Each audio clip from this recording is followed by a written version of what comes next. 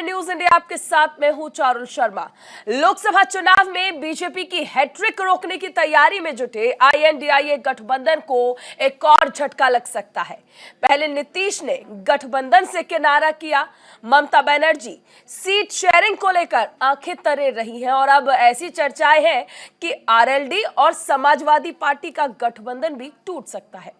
पश्चिमी उत्तर प्रदेश में प्रभावशाली नेता माने जाने वाले जयंत चौधरी के भी एनडीए में शामिल होने की अटकलें तेज हो गई है।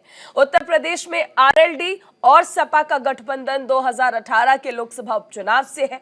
2019 के लोकसभा चुनाव में दोनों दलों ने गठबंधन में चुनाव लड़ा, तब समाजवादी पार्टी ने आरएलडी को 3 सीटें दी थी। हालांकि उस वक्त लोकसभा चुनाव में जयंत की पार्टी का खाता नहीं खुला था। समाजवादी पार्टी ने 5 सीटें जीती। 2022 का विधानसभा चुनाव हुआ और सपा और आरएलडी ने एक बार फिर से मिलकर चुनाव लड़ा।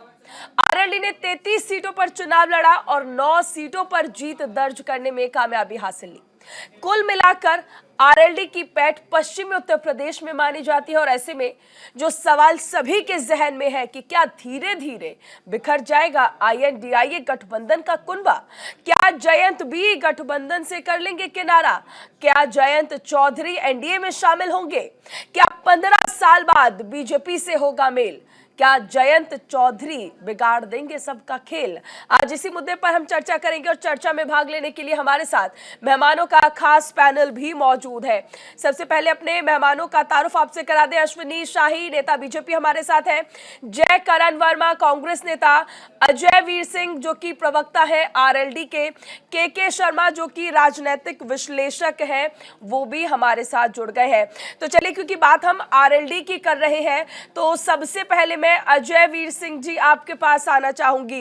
ये जो अटकलें लग रही है कि आरएलडी भी एनडीए के साथ जा सकती है, इस पर आपका कमेंट।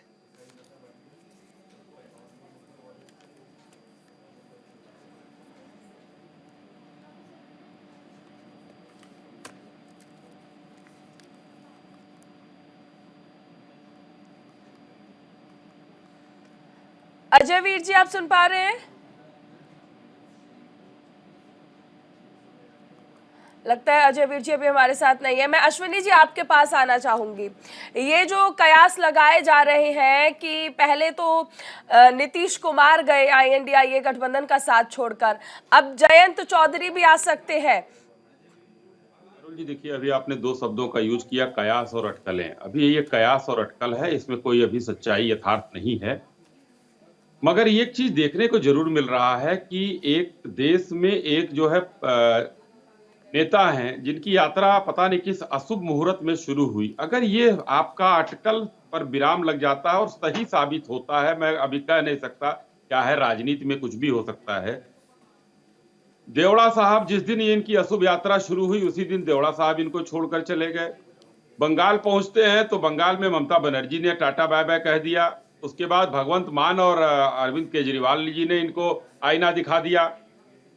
बिहार पहुंचते ही जेडीयू इनसे किनारा कर गई। और अगर ये चीजें सच हो जाती हैं, जो आप अटकलों की बात करती हैं, अब क्या होगा मुझे नहीं पता, क्योंकि अभी तक ऐसी कोई सूचना हम लोगों के पास नहीं आई है। तो ये उत्तर प्रदेश में इनकी यात्रा पहुंचने वाली है और ये कहानी खत्म हो, यानी कि कांग्रेस के जो युवराज हैं, जिनको इसरो और नासा भी मिलकर लॉन्च नहीं कर पाएगी, अब वो जहां जा रहे हैं वो कुनबा बिखरता हुआ नजर आ रहा है। इंडी अलायंस वो खंड खंड हो गया, जिस तरीके से बीच में डैश था वो खत्म हो गया है। कहीं भी अब पूरे देश में बचा नहीं, क्योंकि सबसे पुरानी पार्टी, सबसे बड़ी पार्टी कांग्रेस है। उसी कोई स्थिति, उसी की भूमिका याचक की हो गई है। अखिलेश जी अलग आंखें तरेर रहे हैं, ममता बनर्जी जी ने तो दिखाई दिया जो भी है। लेकिन अखिलेश जी ने तो साथ दे दिया है और भारत जोड़ो यात्रा का निमंत्रण भी स्वीकार कर लिया है। चारुल जी, सीटें तो नहीं दी अभी। 11 सीट पर जो है, देखिए अजय राय जी का क्या बयान आया था, किस तरीके से बांटा था इन लोगों ने, वो उनका मामला है, हमें कुछ कहना नहीं है। हम लोग राजनीतिक दल होने की वजह से नजर रख सकते हैं कि क्या हो रहा है। मगर आपने ये कहा तो देखिए, अजीत सिंह जी हमारे साथ पहले भी रहे। 2009 में हम चुनाव मिलकर लड़े थे और उस समय आरएलडी जो है भाजपा के साथ मिलकर लड़ी थी, तो 5 सीटें जीती थी लोकसभा की। तो आज मैं कहना चाहता हूं कि राजनीति में संभावनाएं हमेशा बनी रहती हैं, मगर अभी आपकी खबरों में ये अटकल है और ये कयास है। अभी ऐसी कोई सच्चाई और यथार्थ नहीं है। हो सकता है कि आप लोगों के सूत्र मजबूत होते हैं, उसमें हम कुछ कह नहीं सकते हैं। जी। लेकिन अश्विनी जी, बीजेपी अपनी जिस रणनीति के लिए जानी जाती है उसका एक हिस्सा ये भी है कि आखिर तक पत्ते छिपा कर रखते हैं आप और सबसे आखिर में खोलकर बताते हैं कि आपके पास दरअसल पत्ता कौन सा था। मैं जयकरण सिंह जी के पास आऊंगी। जयकरण सिंह जी, ये इस पर आपका क्या रिएक्शन रहेगा? ये जो कहा जा रहा है कि गठबंधन ठीक से बना नहीं, उससे पहले ही टूटने लगा है। नहीं पारुल जी, देखिए, आज जरूरत है इस देश के संविधान को बचाने की, लोकतंत्र के बचाने की और देश को बचाने की। नहीं, आज पहले हमारे गठबंधन तो बचा लीजिए। नीतीश जी चले गए हैं, अभी जैन जी भी चले जाएंगे। सुनिए सुनिए पारुल जी, देखिए, बीजेपी प्रवक्ता बैठे हैं, वो सवाल पूछ सकते हैं। सुनिए मेरी बात। मैं कह रहा हूं कि देश, संविधान और लोकतंत्र जब बचेगा तभी जयकरण वर्मा बचेंगे, तभी ये गठबंधन बचेगा और देश की पार्टियां बचेंगी। क्या आज भारतीय जनता पार्टी जितने भी दलित नेता थे, जितने पिछड़े वर्ग के नेता थे, जितने आदिवासी नेता थे, उनका पतन करना चाहती है? इस देश में इन समुदायों को क्या भारतीय जनता पार्टी नेता के रूप में, मुख्यमंत्री के रूप में, पार्टी के मुखिया के रूप में देखना पसंद नहीं करती है क्या? आज रही बात बीजेपी की, मतलब बीजेपी के साथ आरएलडी के जाने की, तो मैं इस बात से सहमत हूं कि बीजेपी के अमित शाह जी और आपके साथ शाही साहब बैठे हैं और जयंत चौधरी जी ये अच्छी तरह से बता सकते हैं कि इनकी डील क्यों हुई, कैसे हुई या नहीं हुई।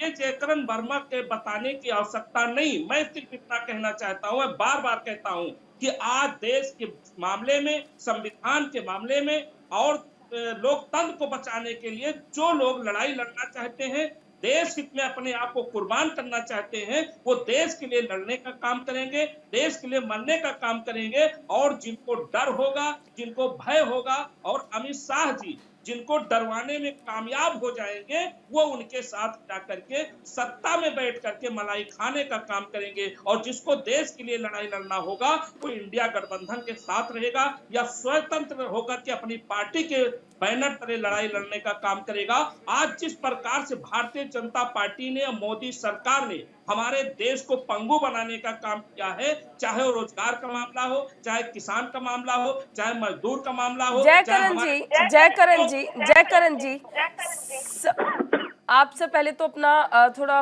वहां पे जो वॉल्यूम है उसे थोड़ा सा कम कर लीजिए क्योंकि डिस्टर्बेंस हो रहा है। यहाँ सवाल ये भी है कि ये बातें जो आप हमें समझा रहे हैं, जो इस डिबेट के माध्यम से जनता के सामने रख रहे हैं, वो पार्टियों को नहीं समझा पा रहे हैं और इसीलिए शायद टूट की कगार पर आ रहा है ये गठबंधन। के शर्मा जी भी हमारे साथ हैं, पॉलिटिकल एक्सपर्ट हैं। मैं लौटूंगी आपके पास, लौटूंगी सर, लौटूंगी, सबके रिएक्शन ले लें एक बार। के शर्मा जी, देखिए स्थिति जो है अब ये हो चुकी है कि ये गठबंधन बनाया गया था कि एनडीए के विरुद्ध 2024 में उतरेगा और सत्ता तक जाएगा। यहां तक कि पीएम कैंडिडेट के नाम पर भी चर्चाएं हो रही थी, लेकिन वहां जाने से पहले ही दम तोड़ता नजर आ रहा है। कल तो कांग्रेस नेता ही ये कह रहे थे कि पहले तो ये आईसीयू में था, वेंटिलेटर पर जा चुका है। देखिए चारुल जी, जो अभी जो राजनीति का जो सिनारियो जो अभी है, डे बाय डे जैसे जैसे चुनाव नजदीक आ रहा है, वैसे वैसे चेंज हो रहा है। और आगे भी आप देखेंगे ऐसी ऐसी चीजें होगी जो आपको विश्वास है। जो एनडीए, जो इतना ज्यादा लोग जान रही है कि एनडीए अभी मजबूत है इस बार चुनाव में, और जो जिस तरह आगे बढ़ रहा है, तो वो 350 सीट उन्होंने कहा था और 400 सीट पार का एनडीए ने बोले थे। लेकिन अब देखिए कि वो क्या हो रहा है। अब वो जो आवाज गूंज रही है हमारी। हाँ, मैं ये बोल रहा था। हाँ, ये जो अभी आपने देखा कि 400 सीट जो कैसे लाएगी, यदि आज जिस तरह से नीतीश कुमार को लाने के लिए, इसका मतलब कि बीजेपी कभी 400 सीट पार करने के लायक नहीं थी। अब जाकर बिहार और यूपी में जो उनकी वीकनेस थी वो मजबूत होने के जगह पे अब ये कह रहे हैं कि अश्विनी राय जी की अशुभ है। लेकिन ये भी तो हो सकता है कि 2024 के लिए अशुभ है, 2029 के लिए शुभ हो। ऐसा ही हो सकता है, कोई अशुभ में ही शुभ छुपा होता है। नहीं, आपने सही कहा, क्योंकि देखिए बहुत नजदीक हो। आपने देखा कि जो आरएलडी एक समय में मैं रोकना चाहूंगी दिल्ली सरकार की मंत्री आतिशी इस वक्त प्रेस कॉन्फ्रेंस कर रही हैं। कागज देखे ना, कोई सर्च एंड सीजर किया, ना कोई पूछताछ करी। और 16 घंटे के बाद ये पंचनामा क्या दिखाता है? क्या ईडी वाले कुछ पैसा लेके गए?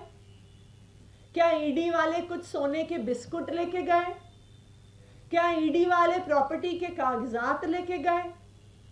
क्या ईडी वाले शेल कंपनीज के कागजात लेके गए? नहीं।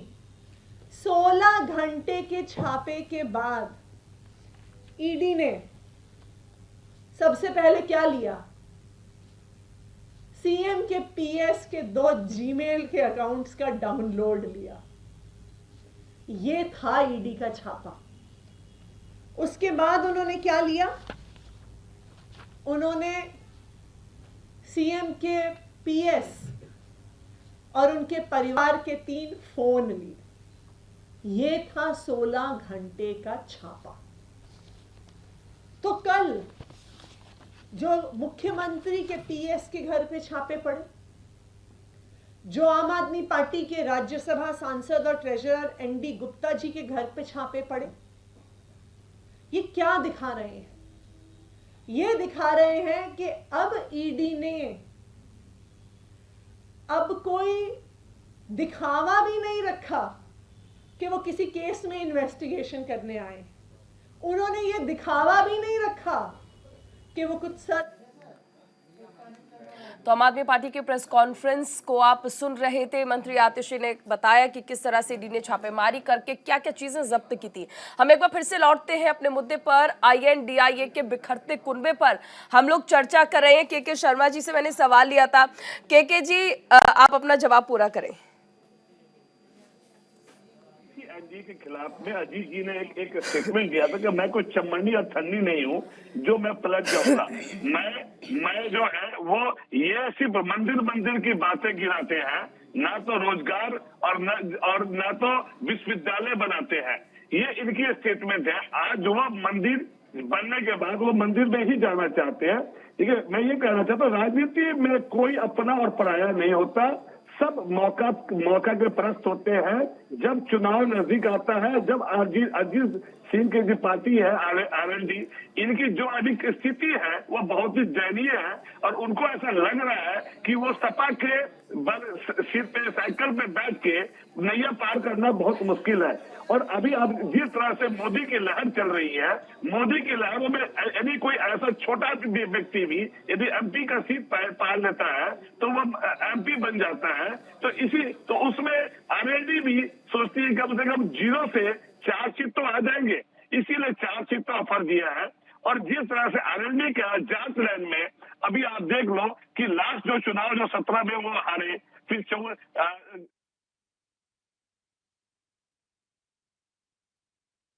आपके पास के शर्मा जी, हमारे साथ अजय वीर सिंह जी भी जुड़ गए हैं जो कि आरएलडी की ओर से अपना पक्ष रखेंगे। अजय वीर सिंह जी, क्या आप इस बात को कुछ और, इस कयास पर, इस अंदेशे पर कुछ और प्रकाश डाल पाएंगे कि क्या वाकई जयंत सिंह जी एनडीए के साथ मिल रहे हैं? पारुल जी, देखिए, जब लोकसभा या विधानसभा का चुनाव होता है तब हमारे खिलाफ एक ये साजिश के तहत ये खबर चलाई जाती है कि हम भाजपा से मिल रहे हैं।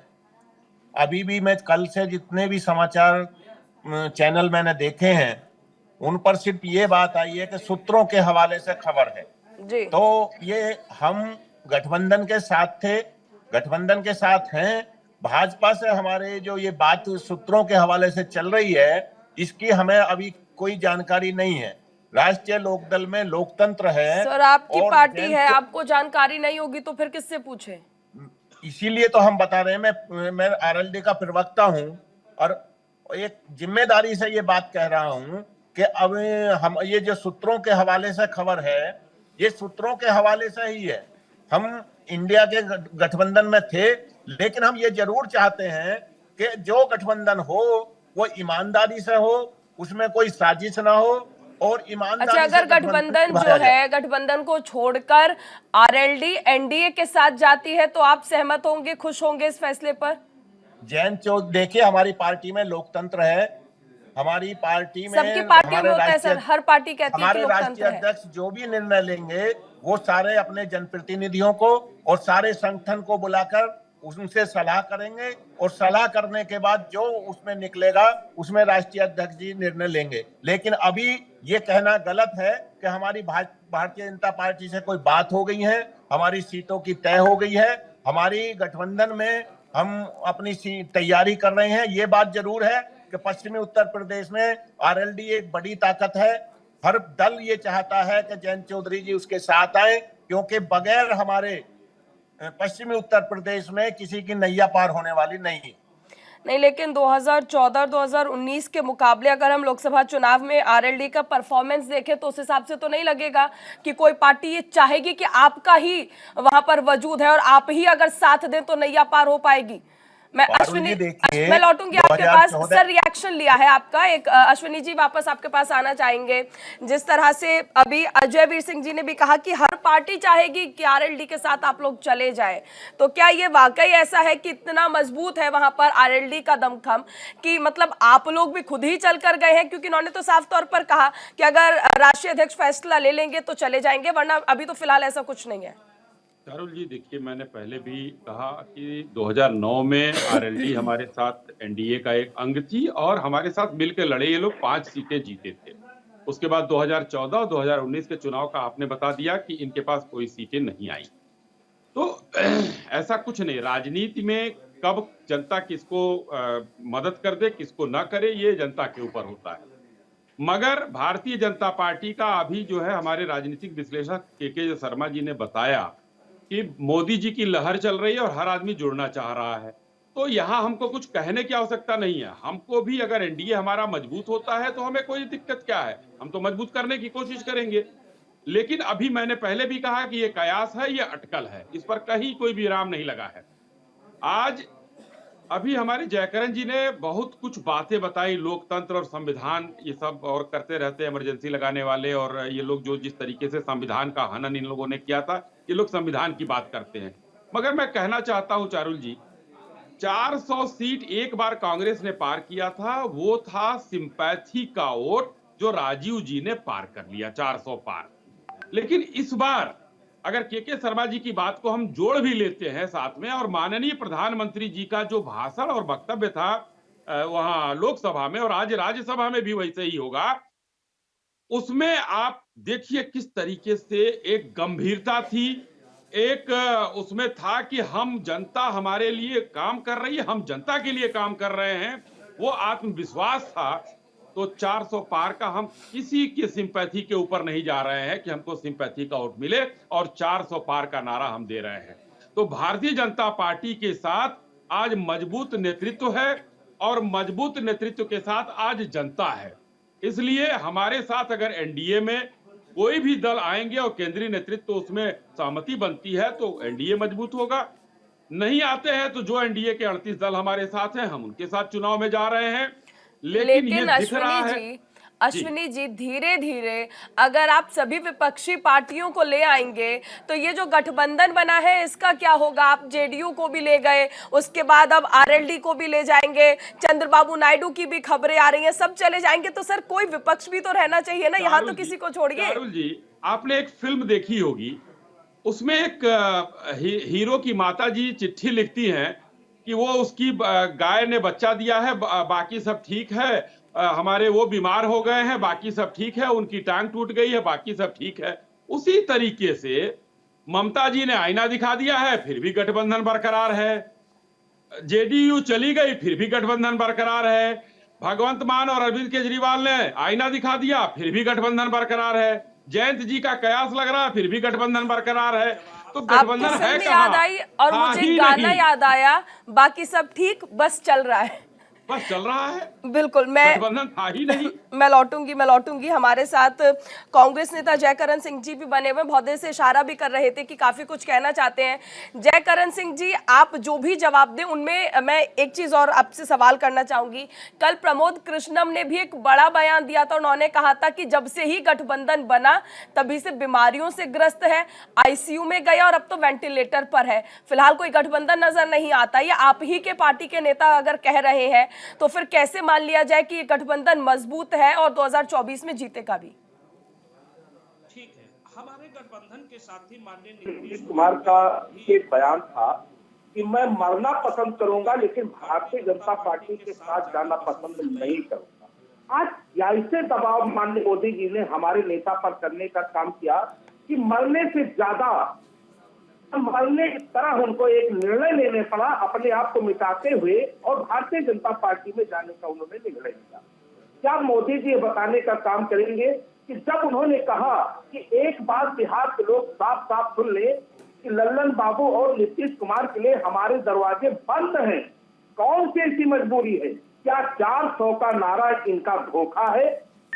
पार्टियों को तोड़ करके अपनी तरफ मोड़ करके ये नहीं, लेकिन हैरानी की बात जयकरण जी ये है कि अगर दूसरी पार्टी तोड़ने की कोशिश कर रही है, सर वक्त की कमी है, दूसरी पार्टी तोड़ने की कोशिश अगर कर रही है तो आपके नेताओं पर भी आपको भरोसा नहीं है, ना नेताओं को आप पर भरोसा है। उन्हें अगर लगता है कि दूसरी पार्टी तोड़ सकती है और वो टूट रहे हैं, दूसरी पार्टी के साथ जा रहे हैं, तो माफ कीजिएगा, यहाँ पर गलती आपके नेताओं की भी, आपके नेतृत्व की है। बहुत शुक्रिया हमारे साथ सभी खास मेहमानों का जुड़ने के लिए। वक्त की कमी है इसलिए चर्चा को विराम यहां पर देना होगा। फिलहाल इस खास पेशकश में इतना ही। आप बने रहिए न्यूज़ इंडिया के साथ।